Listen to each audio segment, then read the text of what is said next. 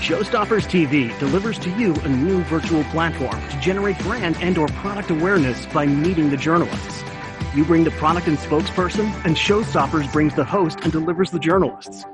While you look to adjust your Marcom strategy in this COVID-19 climate, ShowStoppers TV and its virtual press conferences offers companies and marketers an efficient and cost-effective way to generate media recognition. Each themed press conference creates an enriched context to maximize exposure for your product. 5 slots per episode in 10-minute slots, including Q&A. For more information, go to www.showstoppers.com.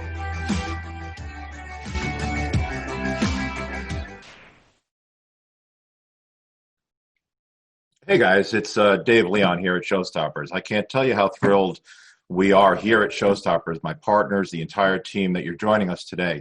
You know, as the global leader in producing live media events for the past 25 years, we're really thrilled to be able to continue this in a virtual way and continuing with the product introductions, the sneak previews, and of course the demonstrations, you know, as well as with including the Q&A sessions that take place through the breakout rooms. We truly believe that with everything going on, that going digital is the way to provide you an efficient way of dealing with multiple companies, maintaining relationships, and meeting your deadlines. So we don't want to take too much of your time here. We do have a video that we do want to go over as far as housekeeping. So let me segue over to that, and I'll come right back to you after this. I'm sure at this point, you're all familiar with the Zoom platform. So let me take a few minutes of your time to share how we use the Zoom platform for today's event. Much like a regular press conference with you sitting in a room, your video is disabled and by default, your audio is turned off. In order to keep this engaging, each company will have a total of 10 minutes, which if time allows, will include a few question and answers. To ask a question, all you need to do is mouse over your screen, hit and press the raise hand icon located on your control bar. We will acknowledge you in the order in which you raised your hand. Most importantly, we will unmute your microphone, allowing you to ask a question. And just as importantly, you will be prompted to accept or turn on your audio control. So if you ask a question, keep an eye out and please be sure to introduce yourself along with your publication. We will remute you after the question has been asked. Because of the time limits, we encourage you to continue your discussions in the breakout rooms that follow the press event. Earlier today, you received an email from my partner, Steve, with links to the resources for today's press conference. If you don't have it handy, simply visit www.showstoppers.com, where we have placed a big button providing access to the resource page. And on this resource page, you will find all the links to the individual breakout meeting rooms taking place at the end of the press conference, as well as complete company contact information, bios, product information, and more. In order to bounce or move between the breakout rooms, you can simply end your meeting with one company and move to another breakout room by referring back to the resource page on the website or that email that Steve sent you.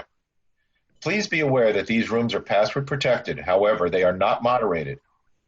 And just to let you know, we are recording the press event. So when the Q&A comes up, please remember that you are being recorded. And finally, we value your opinion greatly. We would appreciate if you took a few minutes today to complete the survey, which is located on the resource page, and share your thoughts.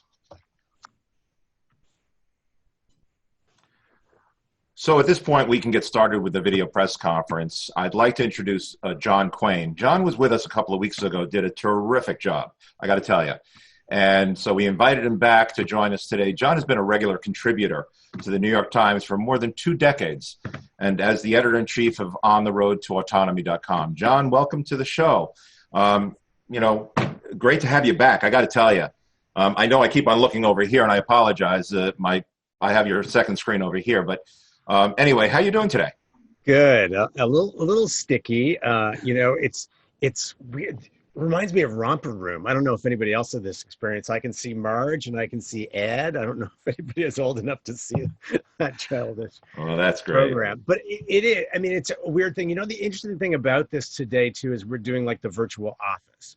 And a few years ago, it was kind of a virtual office, right? You didn't know where you were. Maybe you used it once in a while, but this is actually sort of becoming the real office for most of us. You know, there might be a bike hanging on the wall behind me, but it actually is my office, and it's probably not going to change for a while. So a lot of the companies, you know, now these are much more important things to us. I mean, it's not just, you know, occasional use kind of stuff. Um, has become the main thing for most of us. So, and we got three different companies today, just to let people know in advance, covering very different things. And we'll go through them. And then they've got breakout sessions at the end of all the presentations. So if there's something that you didn't want to ask in front of everybody, or you just want to talk to somebody more casually, you can do that after in the breakout sections. Also to remember for people to do that, you know, first time caller, long time listener thing, identify yourself. If I do get a question from you, so we know who you are. And so the folks from these companies know who you are. We have people from, you know, good morning over in the West Coast, good afternoon to people on the East Coast, good evening, people, it's cocktail hour almost, and across the pond. So we got a lot of different points to cover. So let me get to it with the first one, okay? Perfect. First Well, thank you so much. The show is yours. All right. The first company they're called HyperX. Now, they kind of have an easy job of it because everybody wants their stuff right now. Lulu is going to walk us through some of the critical pieces of these kind of accessories. Some of it's gaming, and some of it's, you know, practical uses we can see now. Take it away, Lulu. Hi, everyone. Can everybody see me okay? All right, I'm going to get my presentation going. I do have these products on hand. If we have time, I do want to share them, show them to you guys. So now that we're all working from home, we're definitely looking at the screen a lot more, looking at our monitor, our phone. I am actually wearing them right now, our HyperX gaming eyewear. They do offer UV protection, blue light protection, and they have a clear lens, so there is minimal color distortion. So if you're just looking at the screen all the time, these would be really good to have to kind of just protect your eyes. This whole virtual office thing has got us all at home staring at TVs, phones, monitors. And so next up, we have our Alloy Elite keyboard. This one just launched beginning of this week. This is a full-size mechanical gaming keyboard that has a dedicated media key, a large volume wheel, so that it's very convenient to just adjust everything on your keyboard. It is using HyperX red switches, and they are rated for 80 million clicks per switch. And it is using our HyperX pudding keycaps as well, and it has a dual layer translucent look that makes it the RGB light brighter, and it's a lot prettier. And it's very easy to use, and it's got onboard memory for you to save 3 different profiles, and it has a USB pass-through as well. So if you just want to charge your phone, you could just plug that into the keyboard. And we also have different keyboards in smaller form factors as well. I could show you some of that later. Then next up, we have one of our popular mouse. It's got a 360 RGB light ring around it. It also has built-in memory for you to save your profiles as well. And so if you want to just program different things, there's like buttons on there that you can do that. And it has 2 different RGB light zones that light ring around the mouse as well as the logo. It's customizable. And it depends on how sensitive you like your mouse to be. This one can go all the way up to 16,000 DPI, and it is rated for 50 million clicks on this mouse. And then we have our HyperX Quadcast microphone. It's got 4 polar patterns for you to, I guess, depends on your usage. And it's also got a gain sensitivity control right there on the mic as well. It's got a tap to mute on there with red LED indication. And it also has a mic plugin where you could do mic monitoring, hear your own voice. So it's pretty convenient for a time like this where everybody's at home making their calls and just have meetings all the time. And then this is our newest Stinger Core 7.1. This headset, they come in at $59.99 and $79.99 for the wireless version. The wireless version has up to 17 hours of battery life. And with this Stinger lineup, the mic is a swivel to mute. So you could just swivel it down when you want to talk, swivel it up, you want to go on mute, super convenient. And it's got the volume control that's on the ear cup as well, so you could just adjust as you go. So these are kind of our newest lineup that we have, but we also have a lot of different headsets, keyboards, and mouse if you're in the market for just anything different. So that's all I have to share on the presentation. And I do have the actual products on hand if anybody wants to look at those. Yeah, I had we've got a couple of people with questions already, so I'm gonna go right to them. Okay. More than a couple. Excellent. All right. And I'm just trying to get them turned on here. One, as they have to unmute. There we go. Dave Hamilton is up first. Yeah, thanks. Yep. Dave Hamilton with the Mac Observer and Mac Geek Gab here. Thanks for doing this. I was checking out the HyperX Quadcast microphone. Love that it's got a gain adjustment. Love that it has the 4 patterns. I hate to assume, but I'm assuming that's a condenser mic, or is it a dynamic mic? I believe it's a condenser mic. Okay, that would make sense with an Omni pattern, but I just wanted to make sure. So I got it right. So thank you. No problem. Excellent. All right. Next is Michael we have up here. Thanks, John. Mike Heiss from Residential Tech Today and Hidden Wires. Lulu, 2 quick questions. You noticed on the keyboards USB 2.0 pass-through. What about 3.0? And also for the microphones, come on, John. For the microphones, obviously it's a desk stand. Do you also offer any sort of, pentagram kind of things so that you can mount it to the wall, or I have a 2-monitor setup to mount it to the top of something else? Actually, it does come with a adapter to mount if you do the boom mic style like this. Yeah, so it does come with the adapter for that. But you don't make those types of products? No, not the stand itself to mount the microphone to, no. Thanks. And 3.0 pass-through in the keyboards? I'm not sure, but not on this one. Maybe in future products. All right. Yeah, that's hard to keep up. Next person we have up is Herbert. Oh, can you hear me? Yes. Yes. Hi, this is Herbert Shaw with the Shaw Report in Albany, New York. And I guess maybe this sounds like a really noobish question, even though I've been covering tech shows for a long time, but I've never heard of a keyboard and mouse that have their own onboard memory. Can you tell me a little bit more, like what that's for? Like when I hear onboard memory, I'm thinking to myself that I use a memory card in my game systems for save files. I usually don't lend my keyboards out to people the way I lend my games out. But if you could talk a little more about the onboard memory and the keyboards and mice.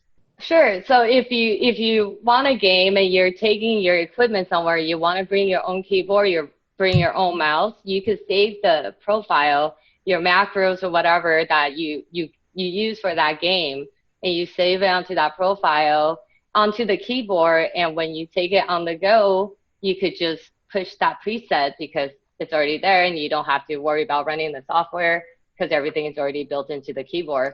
Same with the mouse, you could. And then a lot of it is for like customizing the lights, the DPI and stuff like that. So like I have mine set up to look pretty pastel. And I mean, and it's super easy to use the software to do it. Oh, right. Sorry, that prompt scared me. But yeah, so it's like a lot. It's just your personal preference. It just makes it easier for you with the built-in memory, so that if you do want to take it on the go and just push that button, your profile is loaded and good to go. So it sounds like it's more for the competitive players. It sounds like for those who are traveling. You said. Yeah. Or you could macro whatever you want. You could save whatever command you want to the particular keys. It doesn't have to be gaming profiles. Okay. Yeah. And I guess just one more question is, with the gaming eyewear, are those available in prescription? Yes, they are. They are available in custom prescription. Very cool. All right. Thank you. No problem. Cool. Definitely cool. Yeah, we got Pierre up next here. Hello, I'm Pierre Lagrange from Paris in France for magazine Néo-Domo. I have a question about the glasses. Yes. Do you think about proposing classes for people who need reading glasses for many things? Because it's not easy to have two pair of glasses on the A's. Oh, that, you know what? That +1, +2, +3. Just magnifying glasses. People for reading, like old people like me. You know, that I'm not sure, because I actually never looked into the custom prescription for the eyewear, but I can definitely look into that and get back to you if you want to give me your information. Okay, good. Thank you. Yeah. Okay, thanks, Pierre. Dick is up there, if I can hear you. Yes. Hi, how you doing? Dick DeBartolo, GizWiz, and World News Now. Lulu, is the microphone red, and can the color change? When you held it up, I couldn't quite see it. Yes, it's red. It's tap to mute, so that it's an indicator that shows you when it's muted and when it's not. Oh, okay. Yeah. And the price on that? I believe it's $149.99. Okay. Is it coming or is it out? It is out already. Okay. Thank you. No problem. Cool. I think Herbert wanted to ask another question, so I'm going to see if we can get him on, because we do have time. Sorry, I may have raised my hand by accident, but there was something that Dick did mention about the Quadcast mic that I wanted to ask. You mentioned that it's most likely a condenser. Yes. And I noticed that you tapped it on top to turn it on, and I think, were you guys showing that last year at San Diego Comic-Con? Yes, we were. So there's I don't know familiar. if you can see, it's got like the mic. Mm-hmm. So once you tap it, it's just off and on. And as far as the microphone goes, just because I've been podcasting for so many years, does it come pre-assembled like that in the box, or do you have to like put it inside the frame? Not like that's a difficult task, but the shock mount's already built in, mm-hmm. so you don't have to put it in there. I basically just plugged it in, and yeah, I think that's pretty much what I did. I only plugged it in. it looks very user friendly. That's why I asked. Yeah, it's straight out of the box, and everything, all the controls are right on it, and you could see like everything has legends on it, so you can totally understand. And that's exclusively a USB microphone, right? That's not that doesn't have a headphone jack, or does it? It does have a headphone jack for mic monitoring. Yes. Oh, okay. Okay. Cool. Great. Thank you. No problem. Excellent. Well, thanks, Lulu. That's a great run through of the basics. So I was with Pierre. I was kind of wondering, can I get those transition lenses so that I can look down and look up? But there'll be breakout sessions again, reminding everybody after we run through all the presentations. So right now, thanks again, Lulu. And we're going to move on to the next company. Usually think of the company as, these, actually they're these crazy killer acid versions of the Instamatic cameras now. And then there was the little printers, if people remember theirs. Mike Berry from Polaroid coming to us from across the pond. He's going to tell us more about some up-to-date 3D presentation here from Mike. Thanks. Take it away, Mike. Okay, thank you so much, John. Hi, everyone. My name is Mike Berry. I'm the head of sales here for the 3D arm of Polaroid. It's a real pleasure to be here, coming to you from London in the UK. I've got two products that I want to show you today. And the first of those is something that I believe every virtual office needs, every home office needs. It's the Polaroid PlaySmart 3D printer. So to kick this off, we're going to kick off with a short video to show you.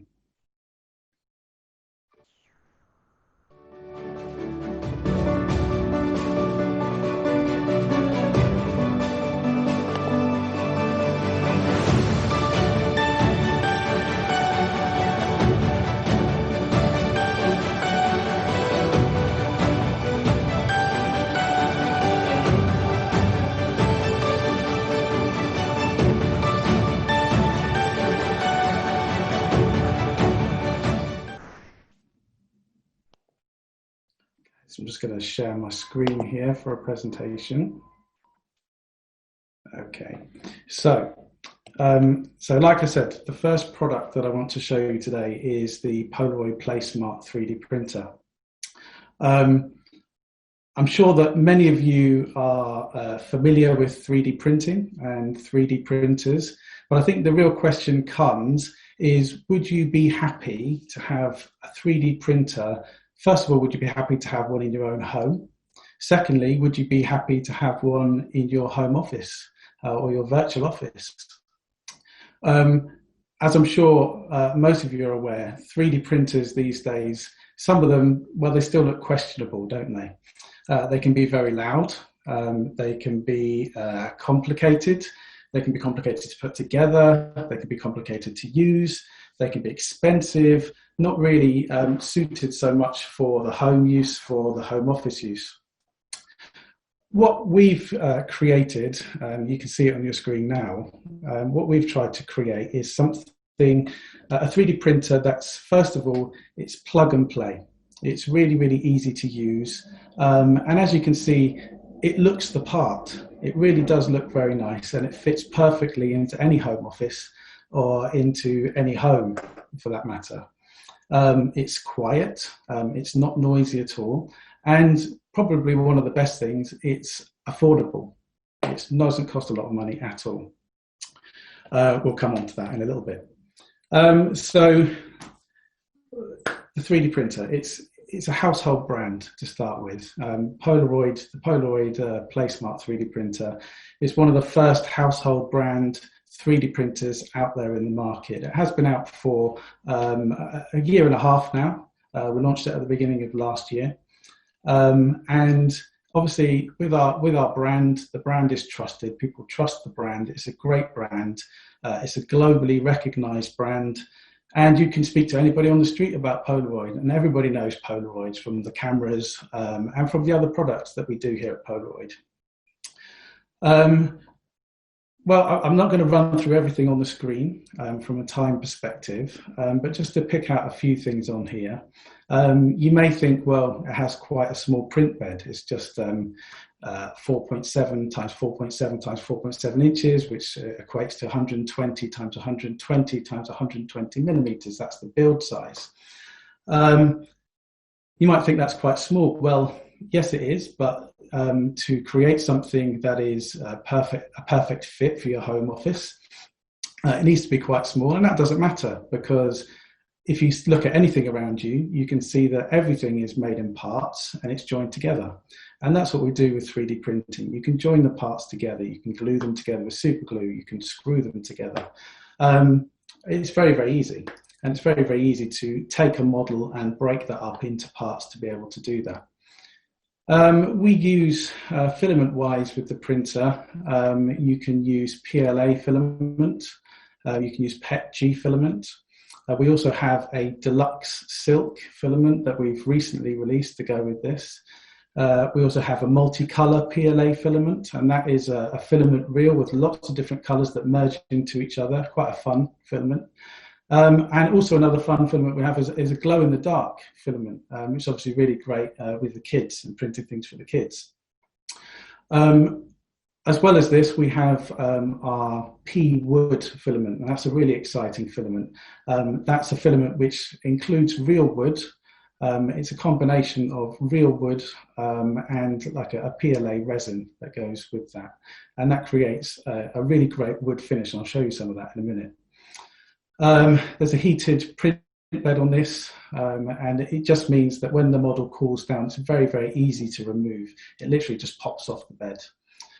And within the box, let's just mention that as well, within the box at the end there, you get free in the box, you get a 1 kilogram reel of filament, and you get what we call our Polaroid Precise Filament Holder and Scale. Now that's a great little product because your filament cartridge sits on there. It weighs how much you've got left on your reel, so you're never going to run out of filament. Say, for example, if you've got a model that's going to take 120 grams of filament to print, and you're not quite sure how much filament you've got left, you can pop your reel, well, your reel will be on your holder anyway, and you press the button on the front, which will tell you how much filament you've got left. And so you're never going to run out halfway through a print. So moving on. One of the other great things that we've created with the printer is we've created the Polaroid Play Smart mobile app. Now, that's great because that not only allows you to have this printer in your virtual office, what that does, it allows you to be sitting at home while you print on your printer in your office. So basically, with the mobile app, you can view your prints on your mobile app, on your mobile phone. So there's a camera just inside the front of the printer which points down onto the print bed, and you can see your printing, and you can view that on your phone via a Wi-Fi connection. The app allows you to start a print, it allows you to stop the print if you need to, you can pause the print if you need to, and there is a model library on there as well, which you can just send things to print straight away, and you can see the app on the screen there.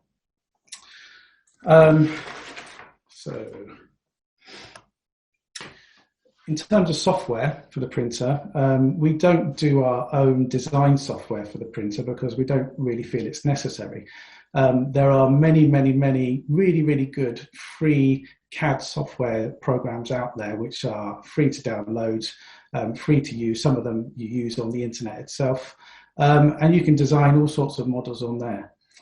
You don't have to design models. You can get models that have been pre-designed and you can download those, and a lot of those are free to download as well.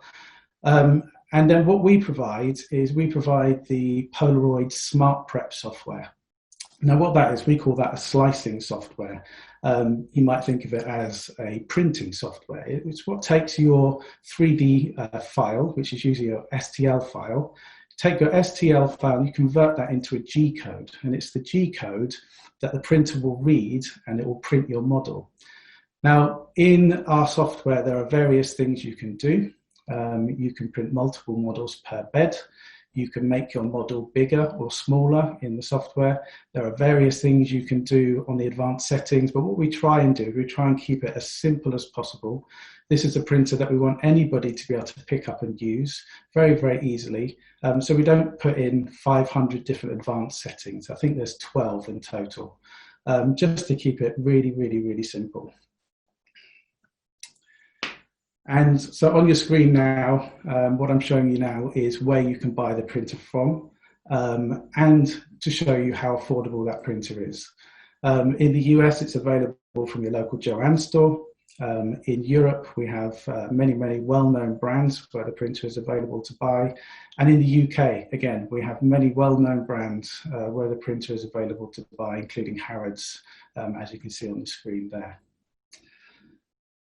So the second product I want to show you, you might not necessarily think that this is associated to a home office or a virtual office, but I, as many people, do work from home a lot at the moment. And I think one of the biggest and most difficult things is when you're working from home and you have your virtual office set up. For me especially, one of the most difficult things is, well, how do we keep the kids quiet? That's fundamental at the moment. How do we keep the kids occupied while we work in our virtual office? And that's very important. What this is, the Polaroid Play 3D pen. What that is, it is a 3D pen that is essentially like a handheld 3D printer. You can use this in various ways. You can see on the screen at the moment some of the products that, these are all products that have actually been made with the pen. I suppose I could point out at this point that I did actually make most of those myself. Not trying to boast. So it's a really great product. It's very, very simple to use. There are various ways that you can use it. The easiest way would be to download a template to use to print that out onto glossy paper or something like that, to draw around your template, to fill the pieces of your template in, and then use the pen itself to join those pieces together. So everything is done with the pen, and that then creates a 3D model. If you picture a house, or the house you just saw on the previous screen, for example, that's done in flat pieces and joined together. The other way to use the pen, and probably the most exciting way, is to be able to draw from the ground straight up into the air. And in this method, you can create a scaffold for your product, and you can, I'll show you something in a minute which was created like this, and you can then fill in your scaffold. You can create anything basically by using this method if you're good enough and if you've got the skills, and you can pick up those skills really, really quickly. It's quite important, I think, to show and to say that the 3D pen with this, we use PLA filament only. The PLA filament is a fantastic plastic type filament because it is biodegradable, it's biocompostable, it's fully recyclable, and it's derived from cornstarch. So it's not made from some of those horrible toxic oils that go into certain plastics. This is really important, obviously, when you're using the pen, because you're bending over and you're melting plastic. It's also important to point out that, yes, it is for keeping the kids occupied, but they do need adult supervision if they would be under 14, purely because the pen has a heated element to it on the tip. So here you can see the pen itself. There are various aspects to it. You put your filament in the top, the filament runs through. You've obviously got your print button there, which is a button that you press to start the pen going, and you've got different speed controls. We also wonderfully provide a wonderful stand for the pen to sit in. Again, with the filament, inside your starter kit, you would get 4 filament reels. They are 15 grams per reel. They're all 5 meters long. And each one of those would last between half an hour to 45 minutes of continual use through the pen. You get 4 different colors in the starter pack, but then you can buy a refill pack. Again, very affordable. In the UK, that's $19.99, and that has 20 different colors in it. And those colors, you can see the range of those colors on the screen. You could also use the Polaroid 1 kilogram filaments as well. If you wanted to build something which is bigger, all of one color, you can use the 1 kilogram filaments for that. So finally here, again, showing you where you can buy these from. In the US, again, available from your local Joanne store. In the UK, similar places to where you can buy the printer, and again in Europe as well. And you can see there, these are at a very affordable price, and they're great for keeping the kids quiet. So this is me, it's my contact details. I'm sure we have some questions maybe, but before we do that, we're just going to pop off to another video.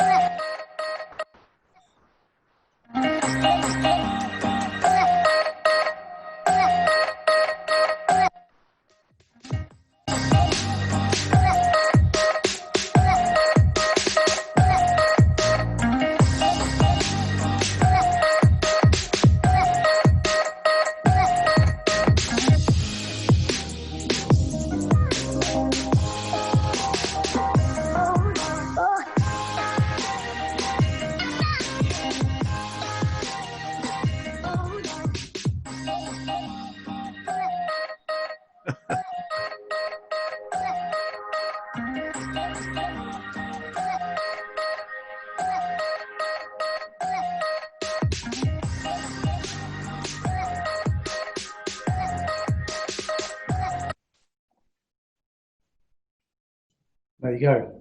Don't we all love chicken nugget and chips, right? Or fries, as you might say over there. Yes.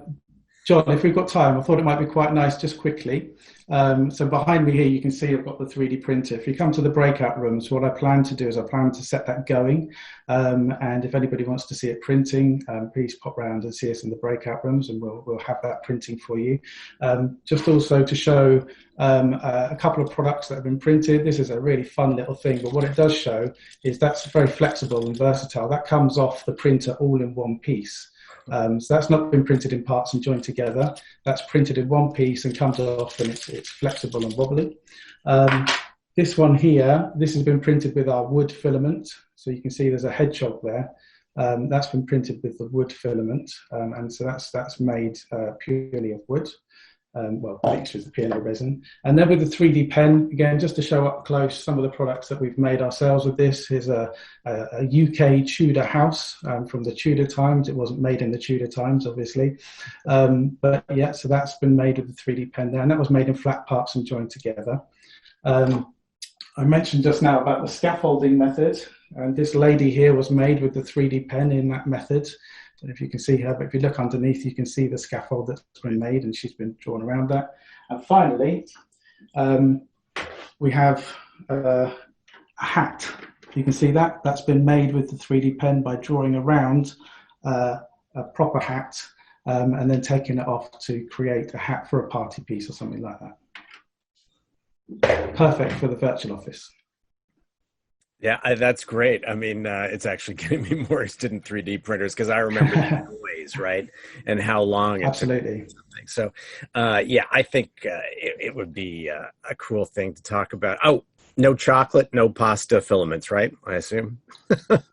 Well, not at the moment, but what I would say is watch this space for a 3D pen that's going to be released very soon, which is going to be called our Candy Play 3D pen, and it'll be a world's first 3D pen that draws in candy. Oh, I like that. Look at Willy Wonka. We got a bunch of questions. I'm going to try and get to as many as I can right now. I'll start off with John and let John go here. Hi, Mike. This is John Ross. I'm from Woodward Radio Group up here in Wisconsin. Hi, John. I want to thank you. Hello yourself. I want to address safety, if you wouldn't mind, because yes, I'm used to big 3D printers and all that here at the college and all that stuff. But now you're talking about putting a 3D printer in a home. Yeah. And you talked about safety on the pen. Is there safety issues related to the printer itself? Well, obviously the printer is melting plastic as it goes through. So yes, you know, as the filament comes out, it is hot. So there is an aspect of needing to be careful not to put your hand inside the printer while it's printing. But you know, generally, you know, that's not an issue. It's never been an issue and not a problem. So as long as you're aware of that, similar with the 3D pen, you know, just don't touch the tip of it, basically. All right. Thank you. You're welcome. Excellent. Thanks, John. We've got Tim here who's been patiently waiting. Hi. I'm Tim. I'm from Nerdbench. I do publish on other sites, but Nerdbench is my main.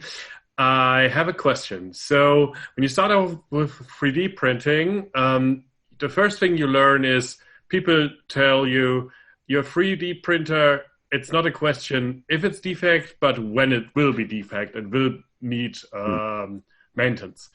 So this is a very closed system. What's the options for the end user to like repair things or to tweak things? Because 3D printers are usually all about being modified. Yeah, absolutely, and that's what we try and steer clear of with this printer. So this printer is a plug and play.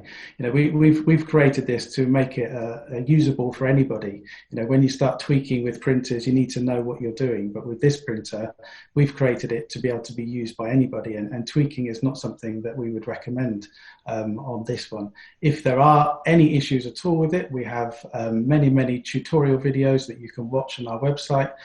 We have a full customer service team who can answer any questions and help with any issues. And yeah, basically we've created it to be as easy to use as possible. And one of the reasons why we use the filaments that we do is because these have been designed to work perfectly with the printer itself. So quite often problems can happen when you start using different filaments through a printer. So we recommend to use the filaments that we produce. They're not the Polaroid filaments. I'm sure this is probably a question that's coming, but the Polaroid filaments are not linked to the printer. They're not tied into the printer. But we do recommend using the Polaroid filaments because these have been designed to use specifically with the printer itself. If I were to use another PLF, for example, and something would go wrong, would this void warranty? It's a good question. We do recommend that people don't use other filaments. But yeah, I mean, generally, listen, if your printer goes wrong, contact our customer service team and we will be happy to help and sort anything out for you. Okay, and what's the maximum printing speed? It goes to... Oh, you've caught me there. I can't actually Sorry remember. for giving you a hard time. No problem at all. I should know. I should absolutely know. I think it's 300 millimeters per second, but I can't quite remember off the top of my head. Maximum temperature for the bed? That goes to 170 degrees Celsius, I believe. Cool. All right. Thanks for all the questions, everybody. Really appreciate it. There were a ton of people that didn't get to ask. Remember, there's going to be a breakout section for each of them so you can talk to Mike after we're finished all the presentations in one of the breakout rooms as well. I'm sure you'll have more questions. Thanks, Mike. That was great. Last company. We all sort of are playing tech support to friends and relatives. I'm sure most of us. There's something wrong with my computer. And hopefully Kevin will be able to sort something out for these people. Kevin Cornell is the CEO and founder of Voosh Technologies. And that's up next. And Kevin, if you're there, you can take it away. You see me? Absolutely. Hey, what do you know? So, yeah, thanks, John. I'm Kevin Cornell. I'm CEO and, as you mentioned, founder of Voosh Technologies. The product you're going to see will officially be launched on Wednesday, July 21st. The product name is Voosh Active Continuous Optimization, kind of a long one. So you can shorten that down to Voosh ACO or even just Voosh. It automatically adjusts a Windows PC settings to increase performance and capacity. And this is where we change the Voosh noun into a verb. And it's like Vooshing your PC. By the way, there's no embargo on any of the data that you have. If you find it interesting and you want to release it immediately, please feel free to do so. Now, as you can see by my COVID haircut here, I've been around for a few years. In fact, I've got a 45-year, I wasn't going to put that in there, 45-year career in technology working in senior management roles, companies like Oracle, MIPS, Borland, and Finisar. And I also hold 4 patents in fiber optics. As well as I've also got 3 startups under my belt. This is actually my 4th. All have good exits. In fact, the server manufacturing company I started and sold in late 1990s, it was a high performance one, is doing about $100 million in revenue up in Brampton, Ontario, Canada. Voosh ACO is built on the same framework as a product we developed for enterprise servers. It was called another geeky one, Intelligent Performance Tuning Engine. Now that application targeted underperforming physical and virtual servers. It evaluated how they were operating, what the assets were, what the tasks that they were required to do. And then it adjusted those settings. And we were able to generate on average about a 30% boost in performance and capacity. IP was certified by IBM, Citrix, VMware, and Microsoft. And it worked with virtually any operating system. Unix, Linux, AIX, it didn't matter.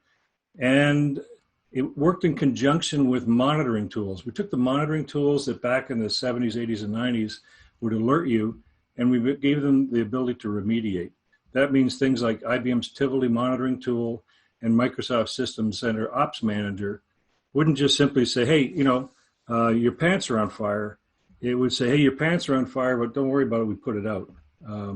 Luckily, the manager that was getting it would say, well, I knew it was on fire, so appreciate it. And those are still in development, being blended into those products. In December 2015, I sold my interest in IP and retired. That didn't work out so well. Here I am back again. And the reason is, you know, when we were doing the IP enterprise class product, we had a workstation piece that we used to optimize the endpoints. And we used the same platform and techniques that we did on servers. We just applied them to Windows and Apple-based PCs. And I thought, well, what if we stripped just that functionality out and made it into a consumer product? Is there a market? That, you know, if people start to work from home, you know, they have to share their bandwidth with gamers and other people that are also at home. They want to optimize that access to that bandwidth. And they also want to access the power of the computer itself, because, you know, as we know, computers are sent with default configurations to let them run at the lowest common denominator. So we just took a look at applying, again, enterprise class server-based technologies for optimization against a home PC. And we did not see the COVID-19 coming, where instead of 5 or 6% of your workforce is now working from home, maybe it's 90 or 95%. But I must say our timing could not have been better. So how do we do this? We collect a huge amount of data that is configuration and performance based on each of the devices that we manage. You know, some of this data we generate, some we get from other sources like WMI. You know, we get NetStat tables, and we use the toolkit that we get from VinServe's measurement labs, MLabs.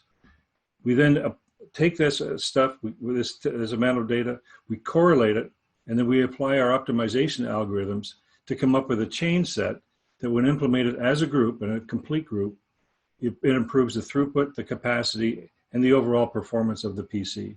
Now, you can achieve exactly the same results that we do manually. The difference is you have to have access to the knowledge base, you have to have access to the information, and you have to have about 2 days to do the project. That's something that we perform in 2 minutes, and we can perform thousands concurrently. So now suddenly it becomes something that is usable and something that everyone can have access to. Now, the other thing is we have been discussing the type of data that we collect, the management data, the network data, and all the performance data, and we found that it's very applicable to network and infrastructure administrators that now find, again, instead of 5 or 6 or 7% of their workforce working from home, they've got 90 to 95%, and they have to be able to manage that and service them, not in an enclosed environment, but out in the open. So how do you do that when everybody's coming from home, and how do you service them properly? So what we're going to be doing is we're working with another Santa Cruz-based company called Looker, to put a reporting and a management tool on the front of our database to give access to that rich data that they can then use, again, to run their networks properly and service their end users. So we hope to see that out fairly quickly, because there's no logic or processing changes. It's simply a reporting tool. And we're looking to have that come out at the beginning of Q4. Now, before we go further, let me just say, sort of in conclusion, and I'd hate to end on a negative note, but let me talk about some of the things we do not collect. And we're very strict about this. We don't collect any personal data of any sort. We focus only on configuration and performance data. We also don't do such things as clean your cache and fix your registry entries and defrag your disk drive. In the past, people have associated that with performance boosts. That does nothing for performance. We don't do any of that at all. But what I would suggest you do, if you're interested, see for yourself. For anyone that wishes to try Voosh out, send me an email, and I'll send you a fully functional 1-year key that will turn the system on, and you can take a look at it yourself. Now, let's see if I'll show you. I'd like to answer any questions that you have. But let me show you what the screen looks like. One of the things that we do is we sell performance. We set a baseline down, and the baseline is where before we touch anything, we lay out this baseline, and it says, okay, this is where you are prior to us having touched the system. Then we do the optimizations, and we show the delta. The delta is a percentage based upon an improvement of 4 key areas: on network throughput, on disk I/O, on memory utilization, and CPU utilization. And that's what you're buying from us. You're buying the improvement. You're bringing an enhancement. You're buying the access to the information and the power that you've already paid for. And that's why we show it to you. Now, the performance, the actual discrete numbers may be completely different. You can see down here in the disk drive, it went from 54 megabytes per second to 69. If you've got a faster system, it may be from 100 to 200. We're not worried about the discrete amounts. We're worried about the performance. That's what you're buying, an access to it and an improvement on the actual performance itself. It's available now. It's being released in 2 weeks, and you could buy it either directly from our website, VooshPerformance.com, or through one of our resellers. Probably the most active is Interactive Corporation, that sells it through their Slimware division. So it's a unique product. It's bringing enterprise optimization services down to the consumer. John. Cool. That's great. One quick question. We got a couple of people, but I got to ask one thing, because I try to fix people's systems, and then it turns out they don't have admin privileges. A lot of these people are using, laptops from the office or what have you. Do I need that to install that? No, this runs as a service in the background. Okay. So it automatically has admin services as admin ability as a service. It's also silent. If you don't look at this, if you just leave it and just let it run, you don't have to do anything. The system does it on its own. Gotcha. So every 4 to 5 hours, it'll wake up and it'll say, okay, how are we doing? And it'll run an optimization. Or if you change, if you change environments. So I've got my home system. I have a home system that's optimized and baseline on my home network and the computer. I bring it in here. As it turns out, this network is slower than my home one. It did optimize, but based on my baseline, gotcha. That's why I'll show it to you. So based on my baseline, it's a lot quicker, and it is running a lot better, but it is not fully. It doesn't fully optimize for. It's still running a little bit slower than it would be at home. Gotcha. So, but anyway, you don't have to do anything. The system will take care of it. It's a simple download, click and run, and then you can actually each license can be activated 5 times. So if there's gamers in the house and other people in the house, you can all use it. Cool. We got a couple of questions. I'm going to let Terry as our first person up here. Yeah. Terry, go ahead. There we go. Oh, I had thought I had lowered my hand. But my big question, and maybe I missed it, will this work with a Mac? In 2 months. Okay. Awesome. Yeah, the Mac's about 7% of the market. There's about 1.6 billion Windows PCs. And we do version 7, 8, and 10. And then there's a Mac version coming out. We actually we all run on Macs. I thought I spotted that. Anyway, thanks. And I write for LA Times among other outlets. All right. Terry, that's great. I've got Herbert up next. Hi, Herbert Shaw, the Shaw Report in Albany, New York. So I was looking at the what you have on the monitor. It looks very similar to a lot of the like anti-malware kind of softwares that you can get. But my question really has to do with the fact that my computer is a gaming PC. So it runs a little bit faster, has a bit more of an advanced graphics card than, say, my father's computer, which is also a high-quality computer, but it's 16 gigabytes of memory on a dual-core CPU as opposed to mine, which is 16 gigs on a quad-core. But my question is, how does the Voosh technology differentiate between those kinds of computers? Does it read through the actual the system itself in addition to the operating software? So first, okay, when we do the network test, that's pretty straightforward. Again, there's a lot of it. So we take a look at latency and packet size, and we take a look at the send and receive buffer, the chatter, the chatter on the line, because you're all sharing the same network. And when you have a loaded network, you're probably overloading it more than they are. then there's certain buffers and methodologies that you have to do to take care of that. There's a guy named, there's a number of bloggers online that talk to gaming people and to talk to, how to optimize for that.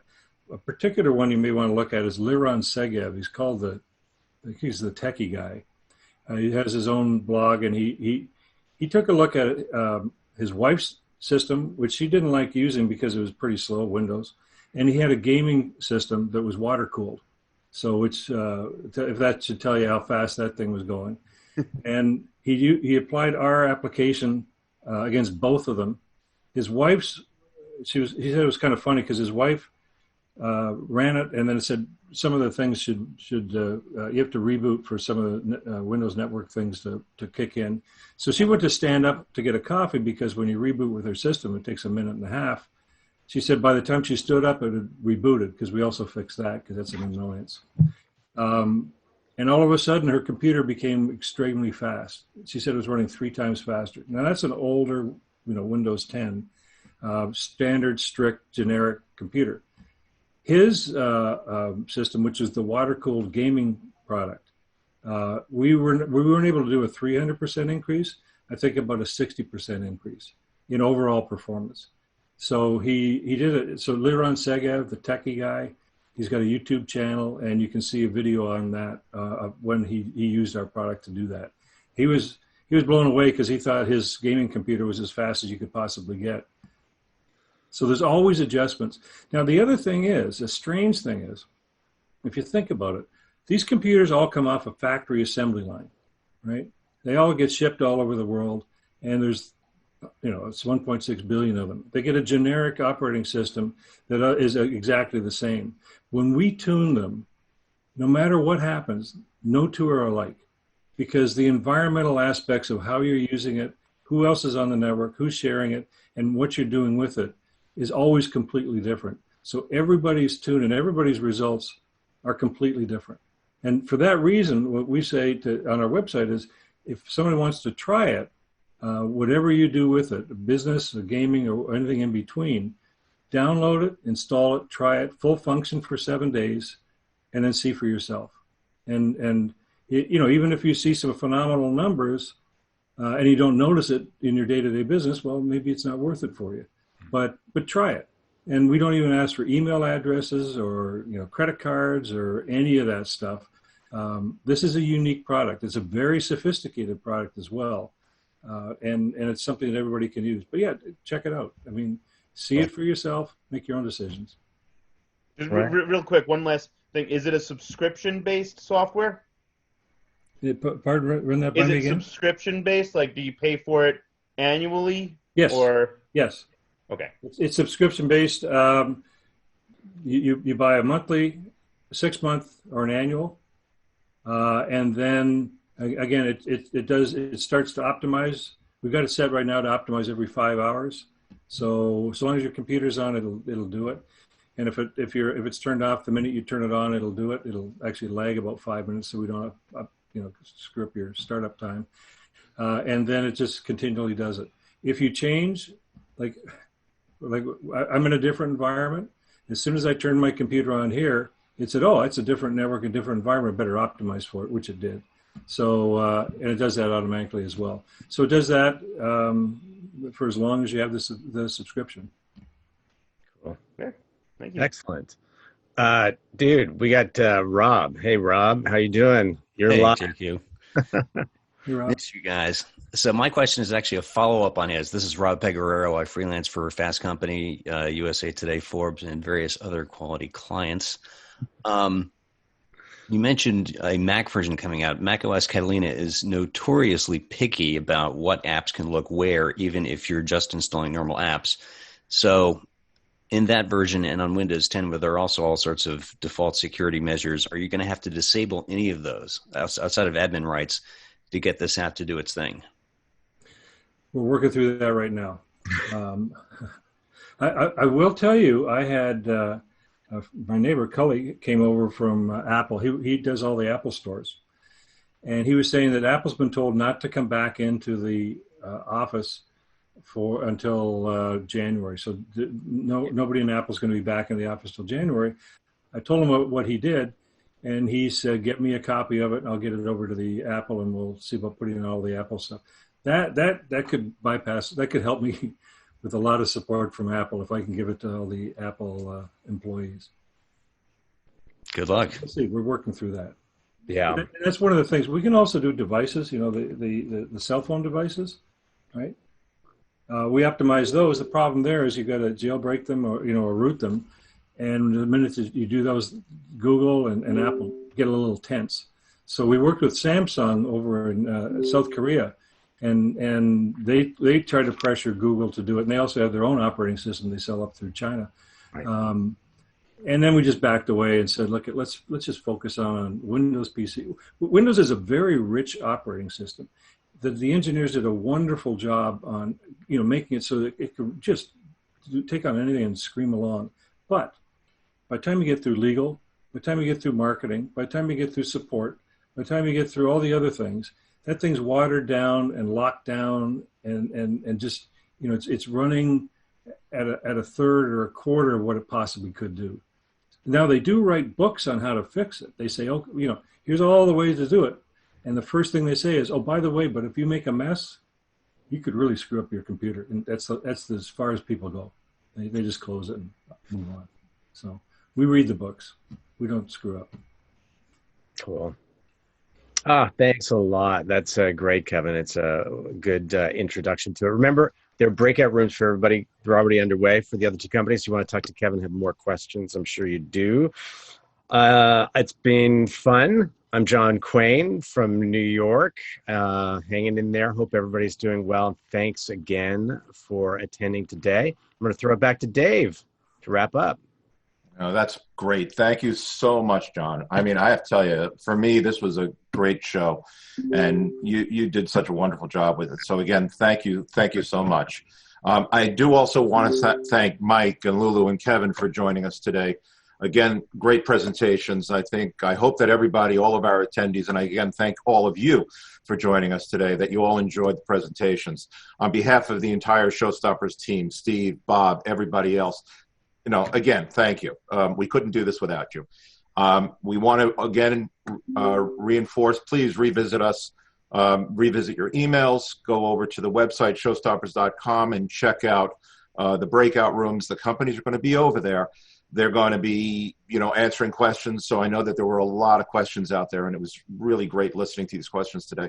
So, continue the questions, continue the conversations, check out the resource page off of the website. All of the press kits are there, through Dropbox. So everything is available. The bios for the speakers are there. Whatever you guys need, all the contact information is there. Just as importantly, we want to remind everyone, this is a continuing series. So we look forward to seeing everyone in future episodes with different themes in the near future. So stay tuned to what is coming up next on ShowStoppers TV. Most importantly, just take care and be healthy. And of course, we look forward to once again welcoming everyone in person at a future ShowStoppers event. So everyone, have a great day. We'll see you real soon. Thanks.